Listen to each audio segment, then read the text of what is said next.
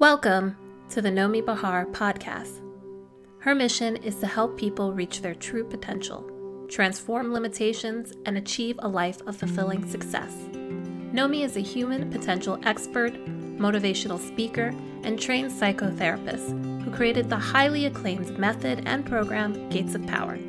She is the author of the best-selling book Gates of Power, Actualize Your True Self, and founder of White Cedar Institute for Expanded Living.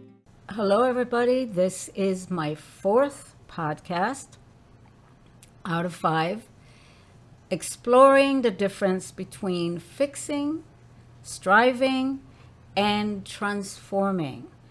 2 very different states of mind. And again, if you're interested as you're listening to this and you find it beneficial, go back and listen to the other ones that came before this, because they're all connected and lead one to the other. So today we're talking about the secrets, the ways that we move from striving and fixing to the realm of real expansion and transformation. The reason that we're fixing and striving is because we're living from a place of us that I call our defensive self. We are operating from there. We are working from there. We're loving from there. And it is a very fear-based, reactive, constricted, confining side of us. And it has become us because at a very young age, we have adopted that side, that part of us, to be our face in the world, to be us, to be our identity. I say the mask became the self. And why? Because we turned our back to our authentic emotional self, because we interpret that somehow we're not lovable, we're not good enough, we're not smart enough, we're not powerful enough, we just don't have it to be loved and nurtured. We internalize that, whether that was true or not. As kids, everything doesn't have to be big for us to make it very important, very big in our kids' eyes. So somehow we took it in and we turned against our emotional self. And we started developing this big defensive self so that we can get the love, the respect, the validation, the admiration, the connection that we need. And now we are stuck in it. It's a prison. And we need to continue to feed it by getting more and more results, goals, and we have to keep going and striving. And that does not lead us to peace, to true acceptance of self, to love, to real fulfilling relationships, work, and so on. I was talking about those 3 parts of ourselves: the emotional self, where all the emotions live; the defensive self, that survival structure that we create and develop and overdevelop; and our expanded self, the part of us that is directly connected one with and part of the cosmic oneness. And that part of us is the one that we want to operate from. We want to live and breathe and know and enjoy and flow, see, connect from there. These are all nice words, nice concepts, but without experiencing a little bit what I'm saying, you might not get the benefits. So today I would like to invite you to do a little meditation. And before I do the meditation, I will give you a little example of something that happened in my office, actually the other day. One of my clients came in and she was very upset, despondent. Why? Because her manager at work called her in and reprimanded her about lateness.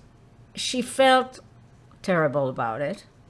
She felt ashamed, she said. She felt discouraged, frustrated, and so on. So I said to her, and my clients are used to that. That's how one of the ways that we work.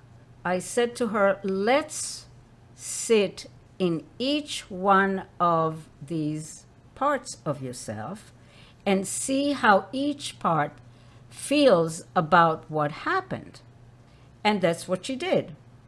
What we do in the office, we really have 3 places. You can either sit in 3 different places on the couch, arrange pillows, and sit in different places. So she started by sitting in her emotional self and feeling what that part of her felt. And she actually started crying from that place, from her emotional self. She felt very sad and like not good enough, very much not good enough. So she discovered again and again that there is that place of pain that sits inside of her emotional.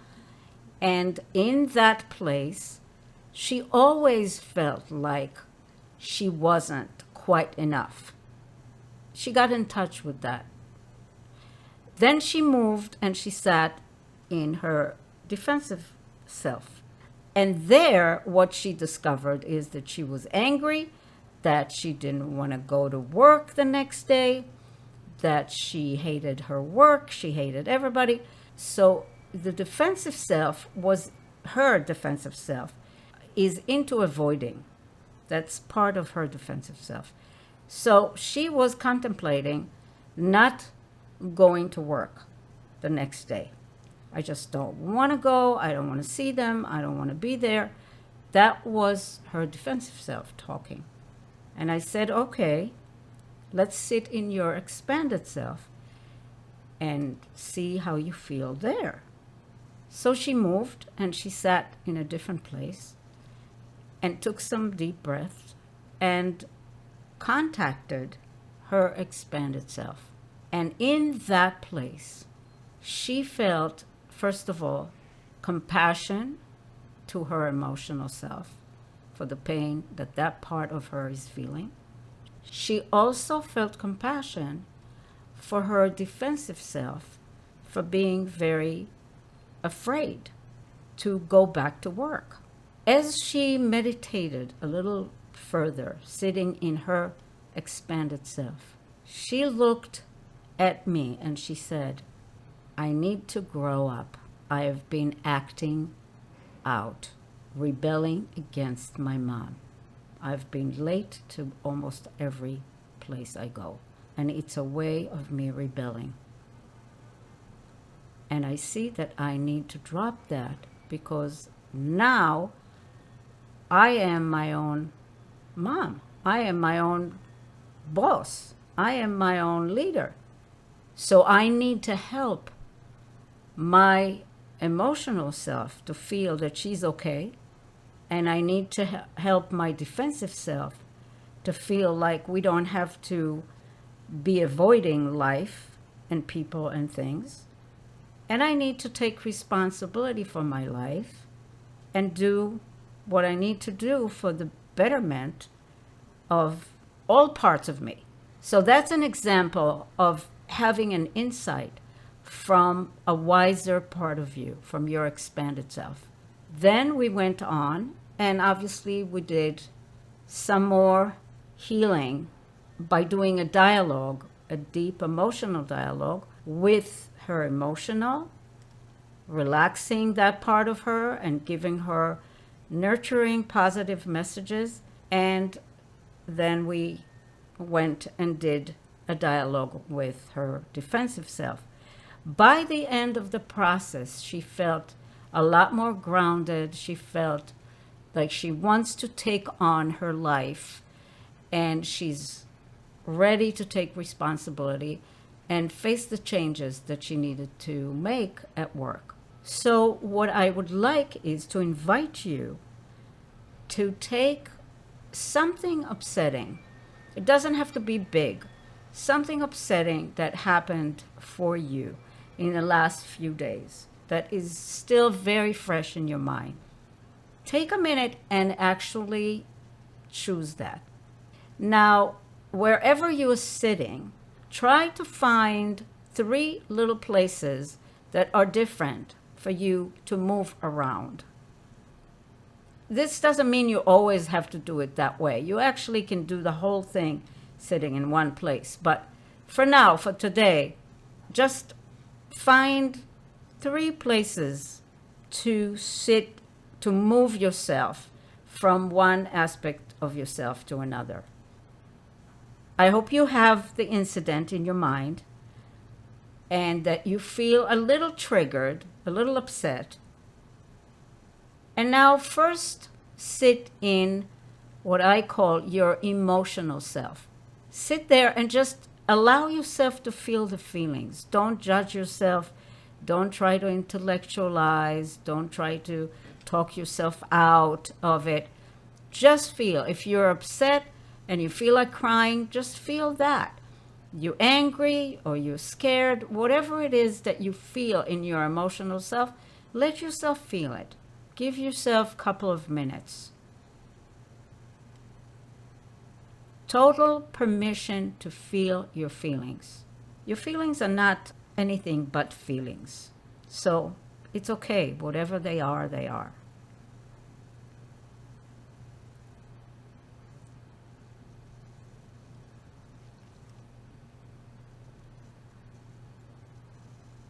Now, move to another place in the room or another chair or another angle and be in your defensive self and think about the incident from that part of you.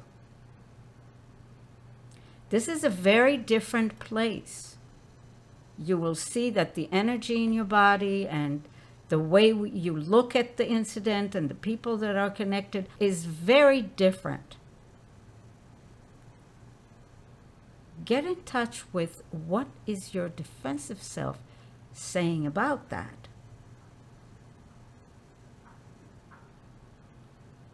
And you will see that your energy is more contracted, more tight, more restricted. Don't judge, don't intellectualize, just feel it. And hear the voice and the words that come out of that part of yourself.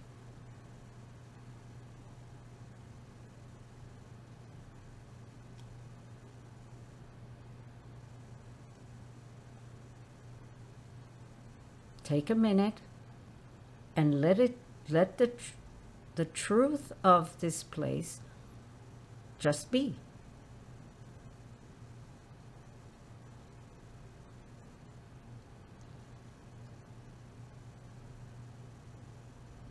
Now, sit in a third place in the room. Take a breath and shake off your defensive self or your emotional self, whatever the feeling that is still there. Try to take some breath and shake it off. Release it.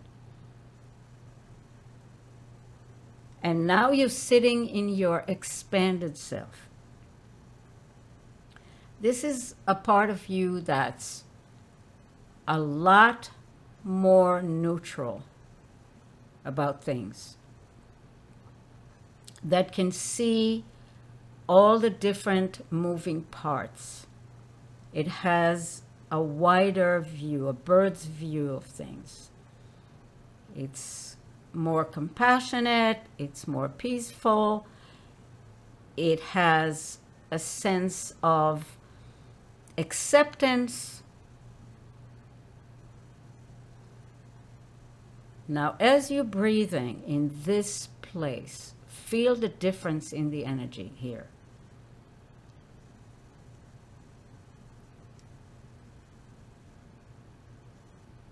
and look at the whole incident from a compassionate, wise place. Maybe you can see how the other person feels, or how the other people in the situation might be feeling.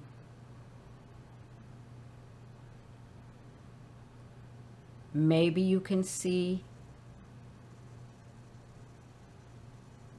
how you might have created the situation in some way, might contributed to the situation in some way.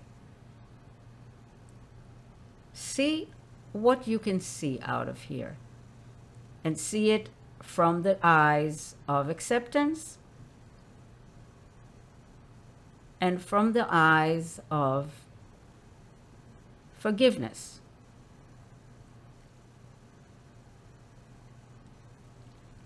And you want to think now, what is it that I need to tell my emotional self? Notice that that emotional self is feeling hurt, and probably it's hurt because it's feeling not so good about itself. I'm talking about the emotional part of you might be feeling some hurt, and that hurt might be connected to that famous I am not so good or something is wrong place. And you, expanded self, as the parent and as the best friend and the healer and the coach and the therapist, mainly the loving parent, can put some nurturing, comforting, supporting messages while you are dialoguing with your emotional part. I know it sounds very complicated, possibly, as you're listening to this. In the program, people are used to it, and they can just sit anywhere and do it in a couple of minutes and give themselves tremendous amount of support and guidance and so on. Now, think about your defensive self.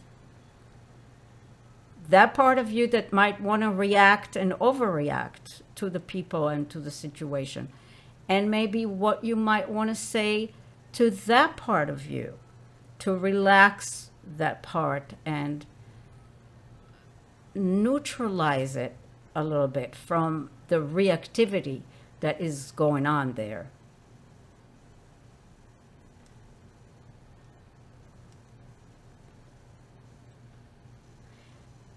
I'm giving you today just a little drop of what is possible when you learn to sit and be and identify and know that you are your expanded self, first and foremost. And how much you can, from there, from that place inside of you, how much you can influence, reparent, support, relax, transform the other two parts that are mostly living in some kind of misalignment and some kind of unease. It's just a drop of what is possible when you learn to do this kind of process. And as I said, this is one of the things that we work on in the Gates of Power program. To learn more about that, my book, Gates of Power, Actualize Your True Self, gives you a lot more about that and more about the 7 gates and the rest of it. And it gives you many exercises that you can do at home to get more familiar with this kind of transformation path. So I suggest take on the book and read and experience it, do the exercises. That's it for today. Listen for the 5th and the last one on this series. I look forward to us working together, discussing, sharing. Let's discover who we truly are. What can we do for ourselves, for others, for the world? How can we develop our potential? So take the first step. Subscribe to the podcast. And then get some more information. Go to gatesofpower.com.